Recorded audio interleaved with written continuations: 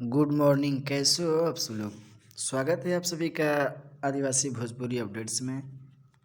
आप लोग को बता देना चाहता हूं कि हाल ही में कल खेसारी लाल यादव जी का एक एल्बम सॉन्ग रिलीज़ हुआ था खेसारी म्यूजिक वर्ल्ड से, जो अभी फ़िलहाल म्यूजिक सेक्शन में 2 पे चल रहा है। और आए दिन खेसारी लाल यादव जी का डेली किसी न किसी चैनल पे सॉन्ग रिलीज़ होता रहता है। तो आप लोग को बता देना चाहता हूँ कि आज एक और खेसारी लाल यादव जी का मूवी सॉन्ग रिलीज़ हो रहा है एस आर के म्यूज़िक पे, जिस सॉन्ग का नाम है लगन में एग्रीमेंट हुई। आप लोग को बता देना चाहता हूँ कि इस सॉन्ग को लिखे हैं श्याम देहाती जी। फ़िलहाल इस दुनिया में तो नहीं है, फिर भी उनका गाना लिखा हुआ गाना चल रहा है।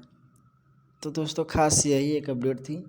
आप लोगों से एक रिक्वेस्ट है कि इस चैनल पर जितने भी लोग नए हैं, कृपया करके चैनल को सब्सक्राइब कर लें, लाइक कर दें, शेयर कर दें, कमेंट कर दें, ताकि आप सभी को भोजपुरी की सारी अपडेट्स ऐसे ही मिलती रहे।